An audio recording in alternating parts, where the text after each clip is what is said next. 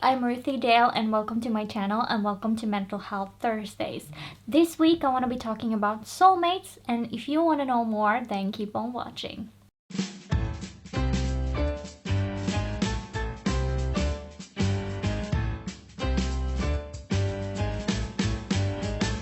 So all of my Mental Health Thursday videos are based off of my blog, and I always try to link it down in the description box if you want to read more.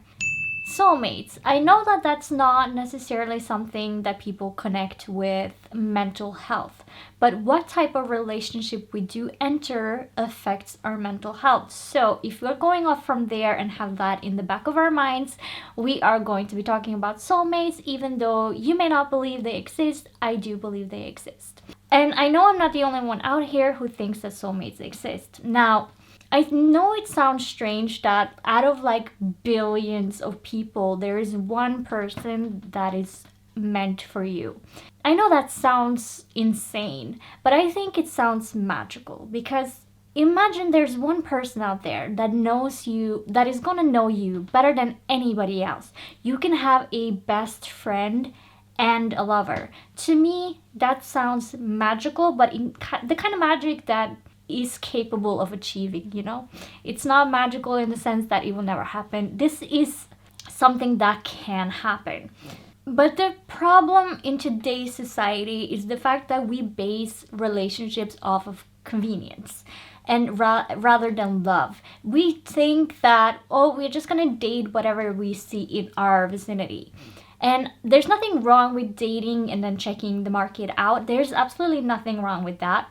But settling is what is wrong, because you don't want to settle in life. You want to have what's best for you and what the best you can give to somebody else. And having that perfect match is what's going to have that nice balance of what you can receive and what you can give back.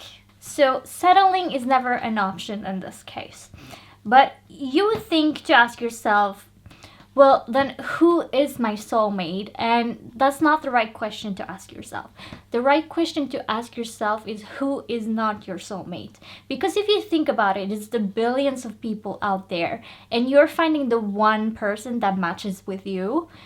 That's like looking for a needle in a haystack, even though that would be easier. Asking yourself who is not my soulmate is easier because then you can start looking to people whether or not they meet your needs. It's not meeting your demanded list, it's meeting your needs, because your needs may not align to your list. And that is why whenever you're looking at lists and you find a guy that fits almost everything but not what you consider important, you are gonna say no to that person even though they're your perfect match, because your perfect match is not exactly like you. They may be a lot like you, they may be the opposite of you, but they are not you. You are two completely different people and you have two completely different needs. You have two completely different ways of communicating because you are two different people. So one person, it's very rare that they will fill a whole list of demands that you have, but a person can fill your needs. That is the important thing to look for. And so if you're looking at the dating market, you can already, you know what you like. And having a little bit of a list, that is perfectly fine.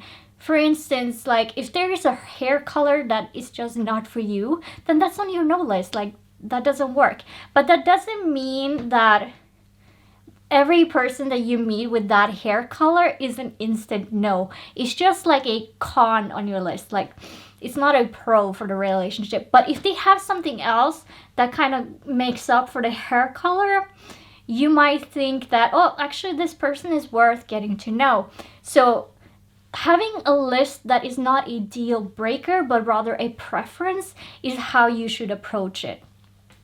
And it can be even having what kind of social skills a person has. Like obviously an extroverted person may fall for an introverted person, and that is fine. That is what will work for their relationship. But a lot of the time an extroverted person wants somebody that's extroverted and have social skills. And so that may be a deal breaker for you, that they can't be social when you absolutely love being social. And I think that's a okay deal breaker, but at the same time, it shouldn't be a harsh deal breaker. It needs to be backed up by a lot of other ones. It's not just like, oh, they're not social enough, so no. It needs to be backed by other things, because that one alone, I think, is not enough. Then you're judging a person too hard.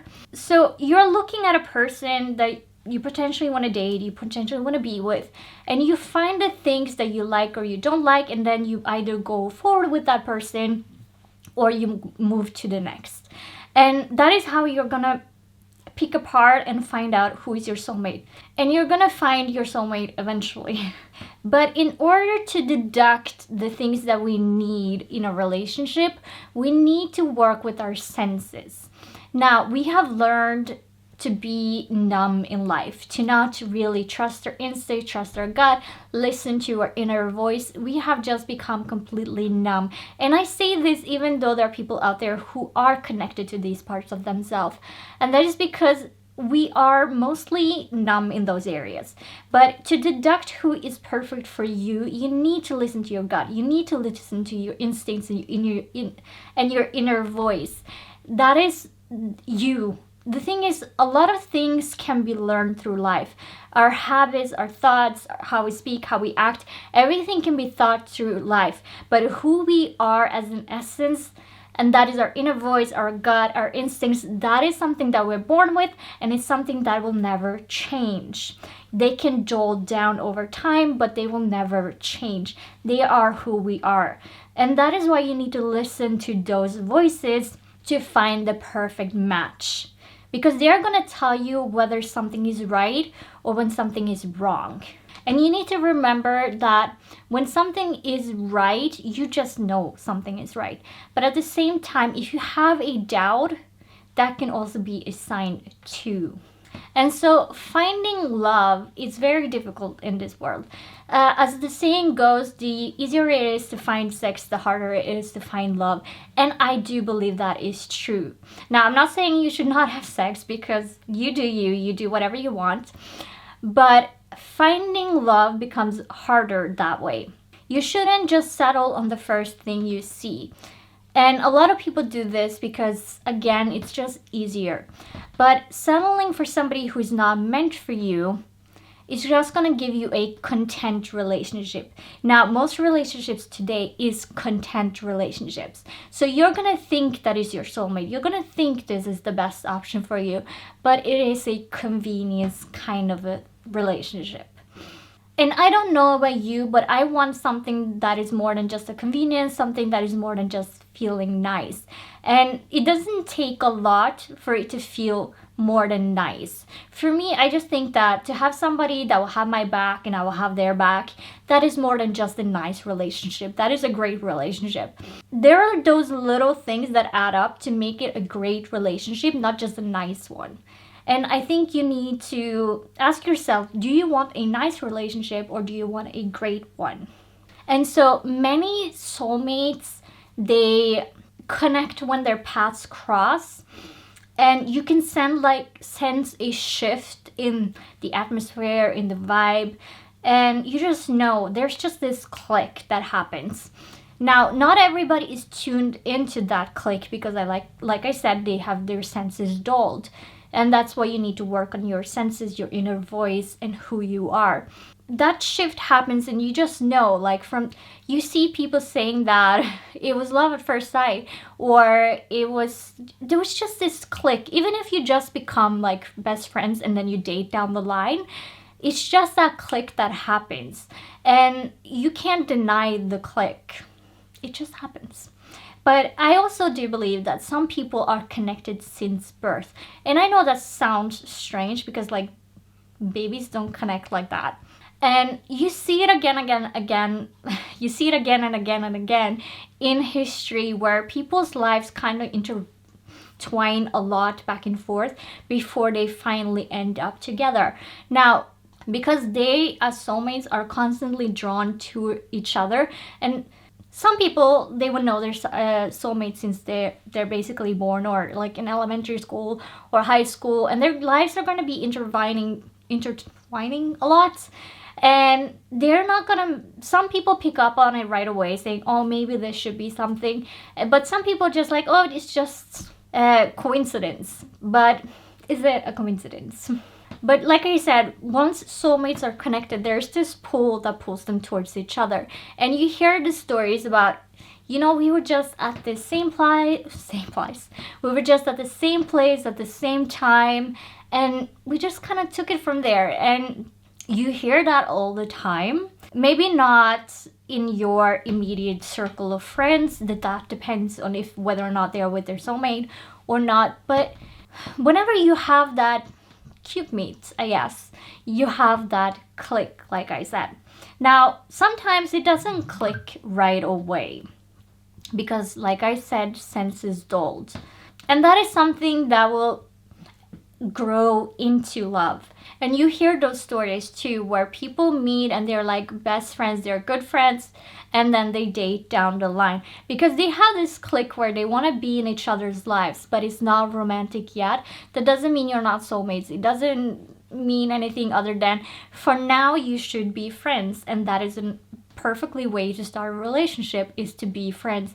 I think starting a relationship based on friendship is like the best kind of relationship because you build that trust before you build anything else. And that trust that you have with your friendship, with your partner, is what's actually going to be the best foundation to make the relationship last. Like I said before, soulmate sounds like a strange concept and something that is like 1 in a billion people.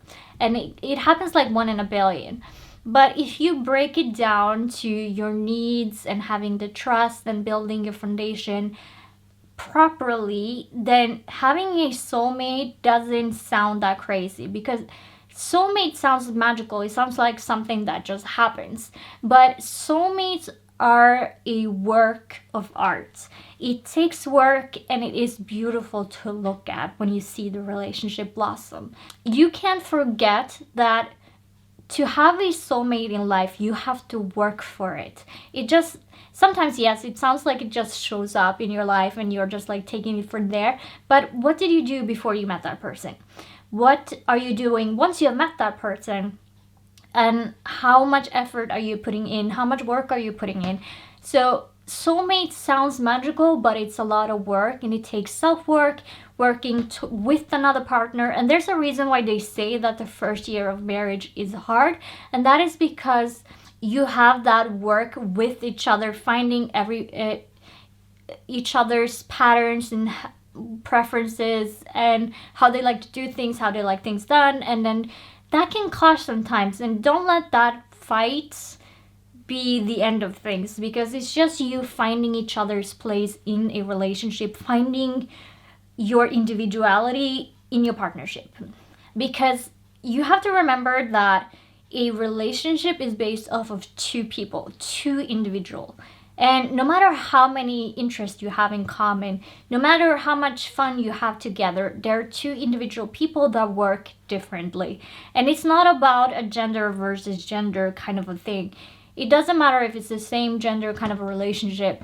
They're 2 individuals that work differently, because people are raised differently, people have experienced different things in life. You are different people, and you just need to work with that and kind of like intertwine each other's lives to make it work. And like I said, that is work. So soulmates is not just this magical, easy thing that just happens. You actually have to put in the work for it. And by the way, the work doesn't take the magic out of it. It just amplifies the magic. To finish this off, I just want to say that you can have more than 1 soulmate in life. But I don't believe in having more than 1 soulmate at a time. Because you see this in people that maybe get divorced, or maybe they are widowed, and they find somebody new. Now, some people might marry somebody that wasn't their soulmate to begin with, or they were their soulmate, but they didn't manage to work out the intertwining, and so they had to walk their separate ways, or that's what they decided to do. That doesn't mean they can't have a new soulmate in the future. And everybody changes and adapts and moves on at different pace. So whether that is 3 months, 3 years, 30 years. That doesn't matter, it's whatever works for you. But having that second soulmate, that means you have to work to fit another person. And that takes time for some people. For other people, it's a quick change and they can find love really quickly. So I do believe there are multiple soulmates that you can have throughout a lifetime. You can have just one if you make the first one work and have a beautiful, long relationship. That is, I think that is ideal, getting it right the first time. But just know that you can have multiple ones throughout their lifetime, just not at the same time. Another thing is that your soulmate can reject you. It's something that most people forget because, you know, your soulmate, you're meant to be. Yeah, but everybody has a choice, which means even though you're meant to be with somebody, you are absolutely perfect together. But if they say no, you just need to move on to the next. Because they have their choice. Every human has a choice over their life and the choices they make in their life. They have a right to do whatever they want in that sense. And so you can't force a person even though you know they are perfect for you. Just move on to the next. That is all I have for you today. And if you liked the video, leave a like and a comment down below. And if you want more content like this, then hit the subscribe button and a notification bell and you will be notified when I upload a video. Now, I upload my Mental Health Thursday videos every Thursday at 7 o'clock Norwegian time, which makes it about 2 o'clock New York time. And with that, I want to say thank you so much for watching, and I will catch you in the next one. Bye!